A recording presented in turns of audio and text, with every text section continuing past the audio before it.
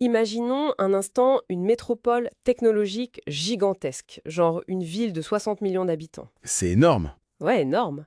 Grouillante d'innovation, avec des entrepreneurs partout, du commerce dans tous les sens. Mais il y a un problème majeur. Lequel? Cette métropole n'apparaît sur aucune carte géographique mondiale. Zéro. Pour un investisseur extérieur qui chercherait à y placer des capitaux, c'est comme si cette ville bouillonnante n'existait tout simplement pas. Et c'est fou, parce que ça correspond très exactement à la situation actuelle de la zone CEMAC aujourd'hui. Voilà. La communauté économique et monétaire de l'Afrique centrale. Et malgré son potentiel, cette région capte aujourd'hui moins de 5% des financements technologiques à l'échelle du continent africain. Moins de 5%. C'est un chiffre qui frappe, surtout quand on observe le dynamisme d'autres régions africaines, tu vois, qui, elles, elles attirent des milliards. Complètement. Ce déséquilibre, il pose vraiment une question fondamentale sur la nature même de l'investissement moderne, en fait. C'est pour ça que notre exploration d'aujourd'hui va se concentrer sur la mécanique exacte permettant de construire un écosystème technologique vraiment à partir de zéro. Un sacré défi. Ouais, un défi de taille. Et pour ça, on a épluché une série de documents stratégiques, de notes de présentation et même des mémos internes. Des documents très intéressants, d'ailleurs. Absolument. Tout ça concerne une initiative privée assez singulière nommée Convergence Médiathèque. C'est un projet porté par des entrepreneurs locaux et notre mission ici, c'est de décortiquer leur feuille de route. Voir comment ils comptent éclairer cette zone d'ombre, en fait. C'est ça. Et surtout, d'examiner de près leur stratégie géopolitique qui est franchement inattendue. On parle d'un corridor d'investissement qui cible spécifiquement l'Inde. L'Inde, oui. Mais pour bien comprendre, le point de départ de cette initiative, c'est un diagnostic très très lucide. Ah oui, c'est clair. Parce que ce déficit d'investissement massif vers la zone CEMAC, donc on rappelle ces 6 pays dont le Cameroun, le Congo, le Gabon, ça vient pas du tout d'un manque de talent. Non, les talents sont là. Exactement. Ça découle d'un déficit structurel de données.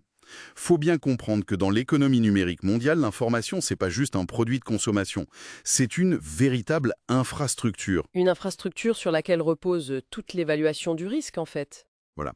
Si un fonds d'investissement à l'international ne peut pas vérifier l'existence légale ou la viabilité, ou même le modèle d'affaires d'une start-up à Brazzaville, Ouais, sans prendre un avion et mener une enquête sur place pendant 6 mois, ce fonds n'investira tout simplement pas. c'est logique. L'information fragmentée, ça agit donc comme une barrière à l'entrée qui est quasi insurmontable. Tout à fait. Les mémos de Convergence Médiathèque partent justement de ce constat accablant. Ils disent qu'il n'y a actuellement aucun répertoire technologique structuré pour ces 6 pays. Zéro. Et c'est là qu'intervient la première étape de leur plan d'attaque. Le fameux répertoire tech CEMAC. C'est ça. Leur objectif affiché, c'est d'avoir de 300 à 500 fiches d'entreprise vérifiées d'ici 18 mois. Ouais, alors là-dessus, j'ai quand même envie de soulever un point assez critique. Parce que franchement, je suis un peu sceptique. Ah bon? Pourquoi? Des annuaires d'entreprises africaines, on en a vu des dizaines être lancés en grande pompe au cours de la dernière décennie. C'est vrai. Et la plupart finissent en cimetière de liens morts 6 mois plus tard. Qu'est-ce qui garantit que ce répertoire-là ne va pas subir exactement le même sort? C'est une excellente question, et c'est vraiment le risque principal de tout projet lié à la donnée dans les marchés émergents, en fait. Ouais, parce que ça demande une maintenance folle. Mais la différence ici, et les documents insistent beaucoup là-dessus, elle réside dans la définition même du mot «vérifier». Ah, ok. Les initiatives précédentes, elles fonctionnaient souvent sur un modèle déclaratif. Genre, n'importe qui pouvait remplir un petit formulaire en ligne, Et hop, tu es dans la base de données. voilà. Et résultat, la base se remplissait de projets fantômes, d'entreprises inactives, de doublons. Ce qui détruit totalement la confiance. Exactement. La stratégie de convergence médiathèque, elle repose sur une structuration qui vise à créer de la confiance institutionnelle.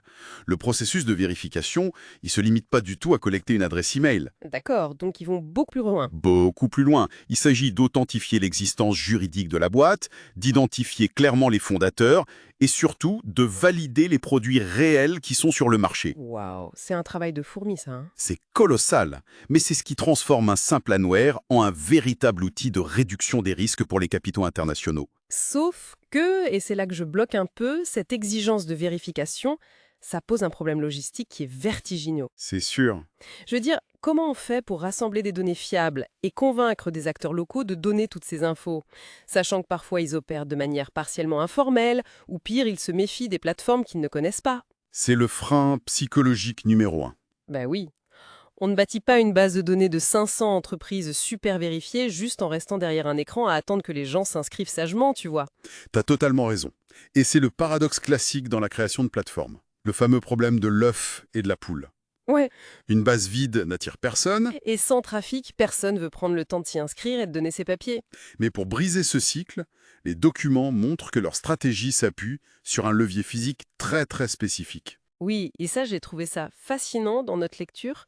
Ils utilisent un événement physique massif comme catalyseur pour amorcer la pompe numérique. Le salon Océane. Exactement, le Salon Océane. Pour ceux qui nous écoutent et qui ne situeraient pas, c'est le Salon international du numérique et des télécommunications. Le plus grand de la sous-région. Voilà. Ça rassemble physiquement des milliers d'acteurs. Et au lieu d'essayer de convaincre les entreprises une par une avec des vieilles campagnes d'emailing qui finissent dans les spams, Ce qui ne marche jamais de toute façon. on est d'accord, Convergence Médiathèque prévoit de lancer sa version bêta directement sur place pendant le salon. Et la mécanique de cette conversion du hors-ligne vers le numérique, elle est brillante. Ils arrivent avec un stand dédié, une vraie présence physique forte. Ils ont un vrai contact humain. C'est ça l'astuce. Ils ne se contentent pas de donner des flyers avec l'adresse d'un site web. Ils procèdent à des inscriptions directes sur place. Ah ouais, avec les gens devant eux. C'est une stratégie d'acquisition qui est extrêmement agressive, mais dans le bon sens du terme. L'objectif mentionné dans les sources, c'est de repartir de cet événement avec 50 à 100 fiches déjà constituées et qualifiées. Parce que le contact humain sécurise l'inscription numérique en fait. Exactement. Ça permet de surmonter la friction initiale de la méfiance. Et c'est là que le projet déploie son deuxième grand pilier, ce qu'ils appellent le média B2B. Ouais, la partie contenu, Parce qu'ils ne font pas que remplir des formulaires sur ce salon, ils sortent aussi des caméras professionnelles. pour filmer les entrepreneurs sur place. C'est ça, ils créent une série d'interviews intitulées Bâtisseurs du digital, axées sur les dirigeants locaux. Et ils produisent aussi des petites capsules super courtes de 60 secondes sur l'intelligence artificielle et l'innovation. Des formats très dynamiques. Mais là encore, permettez-moi d'être franchement sceptique. Ah, tu n'es pas convaincu par la vidéo scaling. Des capsules vidéo de 60 secondes, on parle d'attirer des bailleurs de fonds institutionnels, des fonds d'investissement majeurs. Des acteurs sérieux, ouais. Ce genre de public ne prend pas de décisions financières à plusieurs millions basées sur du petit contenu éphémère façon TikTok ou Instagram. Enfin, en quoi de si petits formats peuvent peser dans une vraie stratégie économique lourde? Alors, si on isole ces vidéos du reste du projet, ton scepticisme est totalement justifié. Mais il faut regarder la mécanique sous-jacente. C'est-à-dire? L'objectif de ces vidéos de 60 secondes, c'est pas du tout de devenir viral auprès du grand public. Ok. L'idée, c'est de s'intégrer directement à la base de données pour briser l'asymétrie d'information. Faut se mettre à la place des investisseurs. Ils détestent les données froides. Une simple feuille Excel, quoi. Voilà. Une fiche textuelle qui indique juste qu'une entreprise existe depuis 3 ans, ça prouve pas sa vitalité. Ça donne aucune idée de l'énergie de l'équipe. Ouais, ça reste abstrait. En revanche, si cette même fiche intègre une belle capsule, où le dirigeant articule clairement sa vision, où l'on voit ses bureaux, où le produit est brièvement démontré, le contenu média devient une véritable vitrine professionnelle. Ah, je comprends l'idée. C'est une façon d'apporter une preuve de vie, en fait. Exactement. Une preuve de vie. Le média vient crédibiliser la donnée. Dans des régions où l'environnement d'affaires est souvent perçu à tort ou à raison comme risqué, montrer des visages, montrer du professionnalisme et des opérations concrètes, ça rassure immédiatement l'investisseur. C'est une boucle vertueuse, donc. Le média prouve la réalité opérationnelle de l'entreprise. Ce qui enrichit sa fiche dans le répertoire. Ce qui, au final, diminue la perception du risque pour celui qui consulte la base. C'est tout à fait ça. D'accord, donc la mécanique d'acquisition et de présentation des données, elle est très claire. Mais avoir une belle vitrine, bien lumineuse et bien documentée, ça pose immédiatement une autre question stratégique majeure. Laquelle? Vers qui on la tourne, cette vitrine? Parce que quand on parle de développement technologique, en Afrique francophone, la trajectoire habituelle, c'est de chercher des partenariats avec la France. Pour des raisons linguistiques et historiques qui sont évidentes. Bien sûr. Ou alors, on tente de séduire la fameuse Silicon Valley américaine. Le rêve américain. Mais là, les sources que nous avons épluchées révèlent un pivot géopolitique assez stupéfiant. Convergence Médiathèque regarde vers l'Est. Oui, et plus particulièrement vers l'Inde. Et ça, il faut vraiment qu'on s'y arrête. Parce que ça semble hyper contre-intuitif au premier abord. Pourquoi l'Inde et pas la Chine, par exemple, qui investit déjà massivement sur le continent africain? Alors, la distinction entre la Chine et l'Inde ici, elle est fondamentale. La Chine investit historiquement dans l'infrastructure lourde en Afrique. Les routes, les ports. Exactement, les chemins de fer, les barrages, c'est du physique. L'Inde, en revanche, c'est le troisième écosystème mondial. Et son expertise se situe massivement dans l'infrastructure numérique. Ah, les technologies financières, ce genre de choses. Voilà, les fintech, les logiciels en tant que service, la gestion de l'identité numérique. Et les entreprises technologiques indiennes, particulièrement celles qui sont basées dans des grands hubs comme Hyderabad, elles ont atteint une certaine saturation sur leur marché domestique. Donc elles cherchent activement des nouveaux relais de croissance à l'international. C'est ça. Et la zone CEMAC représente pour elle un marché vierge de 60 millions de consommateurs potentiels pour ces solutions numériques. L'alignement des besoins est donc sur le papier absolument parfait. Bon, le besoin théorique est une chose. Mais comment on construit concrètement ce pont entre Brazzaville et Hyderabad? Parce que c'est là que la lecture du mémo devient, je dois dire, d'une ingéniosité folle. Ah oui, leur approche est très maligne. Il ne prévoit pas du tout d'envoyer des vieux emails à froid à des multinationales indiennes en espérant une réponse. Non, ça ne donnerait rien. Non. Il s'appuie sur un réseau qui était déjà là, complètement sous le radar.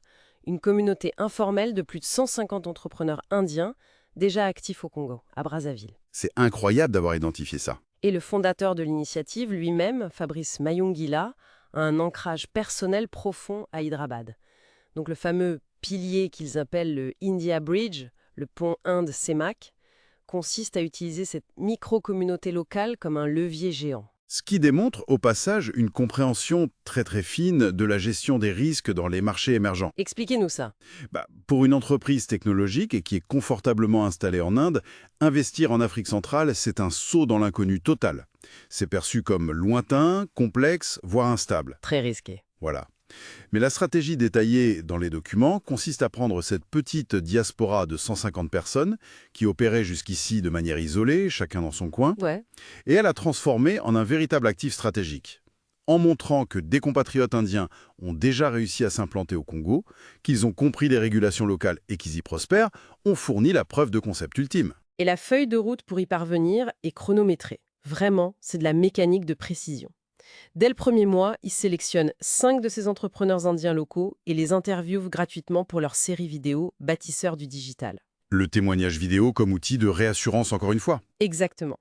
Ensuite, au bout de 6 mois, fort de cette base de données et de ces vidéos, ils engagent un contact formel avec l'ambassade d'Inde et l'objectif final visé entre le 12e et le 18e mois, c'est de signer un accord institutionnel pour structurer de vraies délégations commerciales. C'est fascinant. On passe littéralement d'un groupe WhatsApp informel d'expatriés à une véritable diplomatie économique de haut niveau. C'est un pont, un vrai tunnel secret qu'ils sont en train d'emprunter. Exactement. L'utilisation du témoignage de la diaspora, c'est un mécanisme puissant pour réduire la friction psychologique. Mais parce qu'il y a un mais, bâtir un tel corridor diplomatique et maintenir cette grosse infrastructure de données sécurisées, ça soulève un problème inévitable. Le nerf de la guerre, l'argent. Le financement, oui. Déployer des équipes sur le terrain pour vérifier les entreprises une par une, produire des vidéos de qualité professionnelle, organiser des événements physiques, tout ça, ça brûle énormément de capital. C'est d'ailleurs souvent là que le bas blesse pour ce genre de projet. Comment cette machinerie s'autofinance avant même l'arrivée massive des fameux capitaux étrangers? Eh bien, le plan d'affaires prévoit une phase 2 qui doit s'enclencher entre le 6e et le 12e mois. Et ça repose sur la monétisation, d'après les documents. Il parle de mettre en place des abonnements premium et de vendre des packs de visibilité pour les entreprises locales inscrites dans le répertoire. C'est ça le modèle. Mais là encore, soyons réalistes 2 secondes. La vaste majorité des petites startups tech dans la zone CEMAC, elles souffrent d'un manque critique de trésorerie. C'est une réalité du terrain, oui. Elles luttent au quotidien pour payer leurs serveurs ou leurs employés à la fin du mois. J'ai beaucoup de mal à imaginer qu'elles vont amputer leur petit budget pour se payer un abonnement à un répertoire régional. Alors, cette analyse est tout à fait juste si l'on considère que les petites startups locales sont la cible financière principale du projet. Ce n'est pas le cas. Non, et c'est une erreur fréquente de lecture quand on analyse des modèles B2B, business to business, dans ces contextes. La rentabilité d'une telle infrastructure d'information, elle ne repose pas du tout sur les épaules des petites entreprises locales. Ah, d'accord. Mais alors, qui va payer ces fameux abonnements premium à forte marge à payer? Ce sont les institutions. Les ministères? Les ministères, oui, mais aussi les bailleurs de fonds internationaux, les agences de développement européennes ou américaines, et bien sûr les gros investisseurs étrangers comme nos fameuses entreprises de Hyderabad. Ah, donc le modèle économique est complètement inversé par rapport à ce qu'on pourrait croire.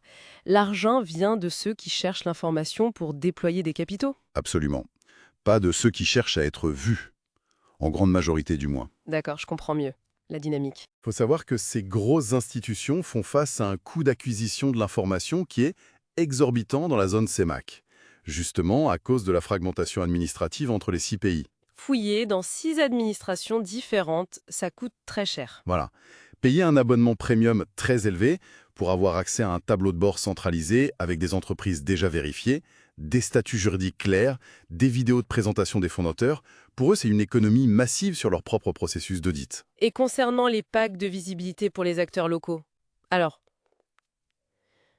s'ils n'ont pas d'argent? Il faut le voir non pas comme une taxe ou un abonnement lourd, mais comme un coût d'acquisition client. Ok. Si une boîte de services informatiques au Gabon sait avec certitude que de gros investisseurs indiens scrutent cette plateforme, payer un petit montant une fois pour que sa fiche remonte en tête de liste avec une belle vidéo, c'est une dépense marketing qui devient extrêmement rationnelle. Ouais, le retour sur investissement peut être immédiat. Ça clarifie vraiment la mécanique financière. Mais parce que l'analyse ne s'arrête pas là. Il y a un dernier rouage dans cette machinerie qui m'a beaucoup interpellé. L'académie. C'est ça. La création d'une académie, un pôle de formation au numérique. À première vue, on pourrait se dire qu'il s'éparpille un peu. Quel est le lien direct entre un répertoire B2B, un pont diplomatique avec l'Inde, et le fait de donner des cours à NAF? Ça peut paraître hors sujet, mais en fait, le lien est purement fonctionnel. Il répond à une friction opérationnelle majeure qu'ils ont anticipée. Laquelle? Solutions logicielles et ses outils d'IA au Cameroun et au Congo. Super nouvelle. Oui, mais le problème qui survient immédiatement le lendemain de la signature, c'est celui de la main-d'œuvre. Ah oui, l'implémentation. Exactement. Si les talents locaux ne maîtrisent pas les standards technologiques ou les protocoles spécifiques utilisés par ces ingénieurs indiens, les projets vont juste échouer lamentablement au moment du déploiement. Ah, l'académie n'est donc pas du tout une simple petite école d'informatique de quartier. C'est une vraie usine d'adaptation. C'est le rouage de synchronisation de tout l'écosystème. Les documents précisent bien que les formations vont se concentrer sur l'intelligence artificielle appliquée et la productivité numérique. Et surtout, adaptées aux réalités africaines. Donc c'est très ciblé. Très ciblé. Il s'agit de s'assurer que si des capitaux et des technologies indiennes ou internationales débarquent grâce à la visibilité du répertoire, il y aura sur place une main-d'œuvre locale, immédiatement opérationnelle, pour maintenir et développer tout ça. Ce qui évite, au final, que l'écosystème ne devienne qu'une simple coquille vide. Exactement. On ne veut pas juste importer des solutions clés en main qui seraient gérées depuis l'étranger sans aucune création de valeur locale pour les jeunes. Et ben c'est ce qui donne vraiment toute sa cohérence à cette feuille de route, je trouve. Si on résume la mécanique de convergence médiathèque, on observe une véritable ingénierie de l'écosystème. Une approche systémique, oui. La data, à travers le répertoire, vient structurer un marché informel et rassurer. Ensuite, le média B2B, avec ses vidéos et ses interviews, vient humaniser et valider cette donnée froide. C'est le visage du répertoire. C'est ça. Ensuite, la diplomatie économique, via l'India Bridge, utilise une diaspora dormante pour connecter cette donnée aux capitaux d'une superpuissance technologique. Et enfin, l'académie. L'académie vient garantir que les compétences humaines suivront le rythme de ces investissements. Ce n'est pas juste un annuaire, en fait, c'est la construction de la tuyauterie complète d'une économie numérique. Et c'est une illustration très concrète d'une chose qu'on oublie souvent. L'innovation dans les marchés émergents. Ça consiste pas forcément à inventer une nouvelle technologie de rupture. Pas besoin de créer un nouveau chat GPT. Non. L'innovation réside très souvent dans l'organisation. C'est la capacité à prendre des éléments fragmentés qui existent déjà autour de nous, un salon physique reconnu, une communauté d'expatriés informels, un besoin latent de structuration des données, Et de tout connecter. voilà, de les aligner de manière causale pour réduire le risque et débloquer les fameux flux financiers. Eh ben, c'est fascinant. Notre métropole technologique de 60 millions d'habitants n'est donc pas du tout condamnée à rester souterraine. Non, elle va voir le jour. Les plans géographiques sont en train d'être dessinés par des acteurs locaux, les avenues commencent à porter des noms vérifiables et le grand pont diplomatique pour y accéder est clairement en cours de construction. C'est un chantier passionnant à suivre en tout cas. Absolument. Mais au-delà de la seule zone CEMAC, je trouve que cette analyse pousse à une réflexion encore plus large pour ceux qui nous écoutent. C'est-à-dire, Bah si, un projet ambitieux peut s'appuyer sur une toute petite micro-communauté locale, genre de seulement 150 entrepreneurs, pour envisager de bâtir un corridor économique gigantesque avec le troisième plus grand écosystème tech du monde. ouais, ça laisse songeur. Ça pose une question géniale. Il suffit de regarder autour de soi, dans nos propres régions ou nos propres secteurs d'activité. Quelles autres diasporas dormantes ou quels autres réseaux informels complètement invisibles, détiennent peut-être, en ce moment même, les clés pour déverrouiller des opportunités mondiales que nous n'avons même pas encore. Voilà une excellente matière à réflexion pour clore cette exploration. Tout à fait. Merci de nous avoir suivis dans ce décryptage approfondi et on se retrouve très vite pour une prochaine analyse.